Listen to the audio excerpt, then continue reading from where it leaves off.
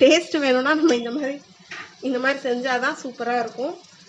எந்த தண்ணியுமே ஊற்றாமல் வெறும் வெங்காயம் தக்காளி தான். அதிலே வந்து இந்த காய்கறி பாருங்கள் ரொம்ப ஜூஸாக அப்படியே வெந்துட்டுருக்கு.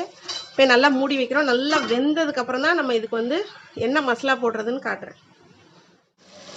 பாருங்க, இந்த தக்காளியோட அந்த ஜூஸ்லேயே வந்து நமக்கு காய்கறி வெந்துருச்சு. இப்போ நான் இதுல எதுவுமே போடலை. வெங்காயம் தக்காளி பச்சை மிளகா தான் போட்டிருக்கோம். மசாலான்னு சொல்லிட்டு நம்ம எதுவும் போடல. தாளிக்க சீரகம் தான் போட்டோம். இப்போ நான் மசாலா எதுவும் போட போகிறதில்ல.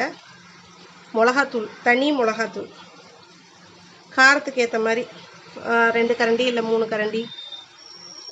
நான் இது குட்டி ஸ்பூன்னால் 3 ஸ்பூன் போடுறேன்.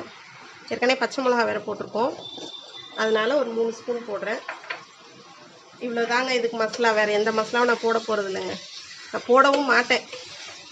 ஏன்னா இந்த சாம்பார் தான் ரொம்ப ரொம்ப ரொம்ப டேஸ்ட்டாக இருக்கும்.